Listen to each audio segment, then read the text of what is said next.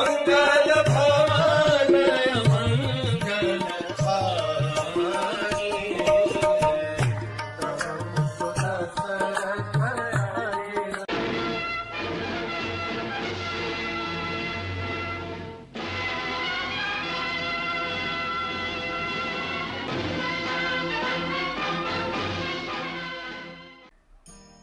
हरे कृष्ण। हमने देखा कि इस प्रकार से प्रभु राम जब भरद्वाज ऋषि के आश्रम पहुंचे तो उन्होंने हनुमान से कहा कि जा करके देखो, तो पहले तो भरत को बताओ कि राम आ रहे हैं। बस भरद्वाज ऋषि के आश्रम पहुंचे हैं, गुह से मिलेंगे और गुह से मिलकर तुरंत आएंगे। और अंत में उन्होंने कहा था कि जाओ और भरत की आंखों में देखो, अगर कहीं सी थोड़ी भी हिचकिचाहट है, थोड़ा सा भी अगर मन में बदलाव है कि अरे राम आ गए क्या, then he will never come back to Ayodhya. जब हनुमान आए तो उन्होंने देखा कि शाम हो रही है, भरत ने ऑलरेडी चिता जलाई है। सारे अयोध्यावासी तब करके देख रहे हैं कि अब क्या होगा, कुछ ही मिनट बाकी है। And Hanuman ji in panic, क्या वो। और हनुमान जी देखे कि अब क्या बचा सकता है भरत महाराज को, और वह है राम का राम। हम देखते हैं रामायण में ही राम कथा ने 3 बार 3 अलग अलग जगहों पर लोगों की जान बचाई है। फर्स्ट इज जब वानरों को सीता मैया की खोज नहीं हो रही थी, सीता मैया नहीं मिल रही थी, और अंत में स्वयं प्रभा की गुफा से बाहर आने के बाद सामने वो देखते हैं अथाह सागर है। अब यहाँ से दक्षिण में तो जा ही नहीं सकते और कुछ देख भी नहीं सकते, और वैसे ही 1 महीने की कालावधि से ज्यादा समय हो गया, 2 महीने और 5 दिन हो चुके थे उस समय। So then all the vanaras are dejected. और उस समय अंगद भी अपनी हार मान लेते हैं और कहते हैं अब कुछ नहीं होगा, let us fast until death, अब हम मृत्यु के मुख पर जाएंगे। तब हनुमान जी सब ऐसे ही निस्तेज पड़े हुए हैं, बस मृत्यु का इंतजार कर रहे हैं। और हनुमान जी सबको राम कथा सुनाते हैं। वो राम कथा सुन करके उसमें जटायु का नाम सुन करके संपाति आते हैं, और संपाति आकर के देखते हैं अरे वो देखो सीता मुझे दिख रही है लंका में। So this is where Ramayana saved the life of vanaras first time. Second time हम देखते हैं जब हनुमान जी अशोक वाटिका में पहुंचते हैं, सीता मैया ने अपने गले में फांसी का फंदा डाल दिया था और वो झूलने ही वाली थी कि हनुमान जी राम कथा कहने लगते, और सीता मैया राम की कथा सुनकर के अत्यंत आकर्षित हो जाती है, हर्षित हो जाती है। और यहाँ इज द थर्ड टाइम जब भरत महाराज अग्नि प्रवेश करने वाले हैं, तब हनुमान जी ऐसे ही पेड़ के ऊपर से राम कथा सुनाते हैं, और राम कथा सुना करके भरत महाराज का ध्यान आकर्षित करते हैं। As soon as Bharat hears Ram Katha, he abandons the plan of giving up his life. And he's seeing who is it? तब हनुमान जी नीचे आते हैं और भरत महाराज को ये सुंदर समाचार सुनाते हैं कि राम आए हैं, और राम आए हैं अभी पहुंचे हैं प्रयाग, भरद्वाज ऋषि के आश्रम में है, वो से मिलकर तुरंत आएंगे। और Hanuman ji keenly observes the bhavas in Bharata's eyes। Bharat Maharaj की आंखों में देखते हैं केवल कृतज्ञता है, केवल आनंद है, केवल अतीव उत्साह है। एक बालक की भांति कराहने लगते हैं भरत। कहीं भी मनमुटाव या दोगलापन या फिर ऐसा कि एक थोड़ी सी हिचकिचाहट सिसकी कि अरे आ गए क्या, ऐसा बिल्कुल नहीं था। हनुमान जी सो convinced of Bharata's innocence and his entire devotion to Lord Ram। Hanuman ji तुरंत जंप करते हैं Prayag to give the good news to Lord Ram कि भरत is really waiting। जब हनुमान जी पहुंचते हैं तब वो देखते हैं कि प्रभु राम और सारे वानर भरद्वाज ऋषि की यहाँ पे बहुत जबरदस्त फीस्ट खा रहे हैं। और भरद्वाज ऋषि के आश्रम पहुंचते हैं तो भरद्वाज मुनि देखते हैं अरे हनुमान आए हैं, लेकिन उनको सर्व करने के लिए कोई पत्ता ही नहीं है। तो हनुमान जी देखने लगते हैं सारे वानर खा रहे हैं। तो राम नोटिस करते हैं हनुमान जी को। हनुमान जी को राम सारा वृत्तांत बताते हैं, भरत महाराज के हृदय की कथा बताते हैं, और उनका अतीव आनंद and that excitement, that innocent excitement to see his beloved lord Ram.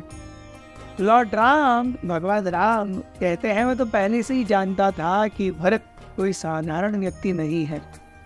मैं जानता था लेकिन जस्ट मैं कंफर्मेशन चाहता था। वो देखते हैं हनुमान जी को, हनुमान जी इधर उधर देख रहे हैं, हनुमान जी को भी भूख लगी है। तब प्रभु राम एक बहुत ही विशेष इशारा कर रहे हैं हनुमान जी को, कहते हैं आओ बैठो। प्रभु राम जिस केले के पत्ते पर खा रहे थे, उन्होंने अपनी उंगली से उसके बीच में एक लाइन मारी, जिससे वो केले का पत्ता 2 भागों में बट गया। और उस तरफ के भाग पर वो कहते हैं हनुमान जी को, आप बैठिए, यहाँ खाइए, मैं यहाँ खाऊंगा। ये देख करके हनुमान जी अतीव प्रसन्न है। प्रभु राम के ही प्लेट में, प्रभु राम के ही साथ आधे भाग में हनुमान जी खा रहे हैं। हनुमान जी ने भी अच्छे से प्रसाद लिया।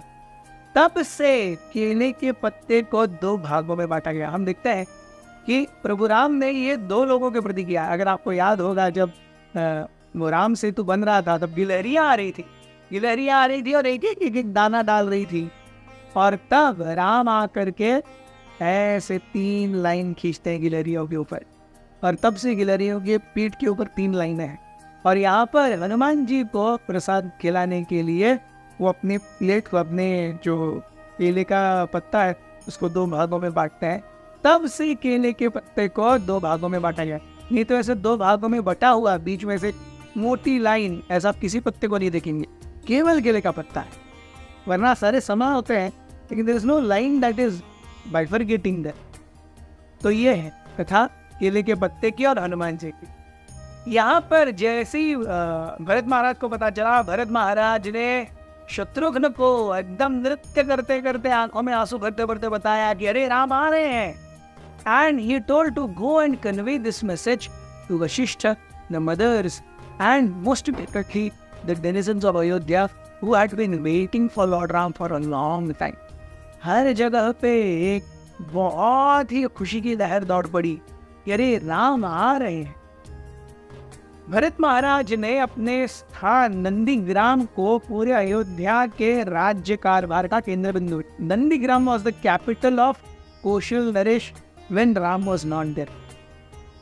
भरत ने राम की पादुकाओं को सिंहासन पर रखा था और रोज शाम को वो रिपोर्ट करते पादुकाओं को कि आज उन्होंने क्या किया, क्यों किया, कैसे किया और इसका अल्टीमेटली नतीजा क्या होगा।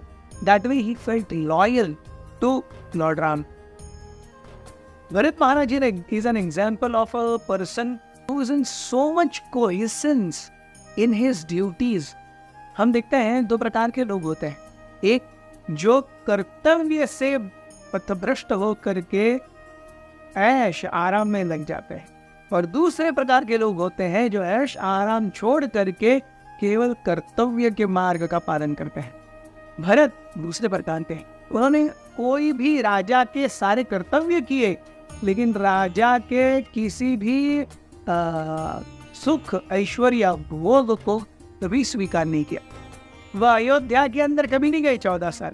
उन्होंने भी वल्कल धारण किया, उन्होंने भी जटाएं बनाई, वो भी जमीन के नीचे सोए। दिन में एक बार केवल जो कि गोमूत्र में भीगी हुई थी वो खाते थे, और सुबह जब 3:30-4 बजे सारे साधु संत महात्मा शरयू या तमसा में स्नान करने जाते, अपने प्रातः विधि को शुरू करने जाते, उससे पहले 1:30-2 बजे भरत महाराज उठ करके स्नान कर लेते कि मैं इतना पापी हूँ, इतना भागा हूँ, मेरा दर्शन कोई सुबह सुबह करेगा तो उसका जीवन या कम से कम उसका वो दिन तो पवित्र हो जाएगा। So he would get up at 1:32, he would have cold chilling bath in the waters of Tamasa and Saryu, and he would be engrossed in extensive austerities. So Shatrughan ने वशिष्ठ को, माताओं को और सारे अयोध्या के वासियों को बताया कि क्या हो रहा है। And then everyone started coming. Everyone was so very happy. They decorated their houses with lots of lamps. बहुत सारे दीपों को जलाया गया क्योंकि रात्रि थी और अब राम आ रहे थे। In a very very decorative and festive way, Ayodhya was ready to welcome Lord Ram back. Hare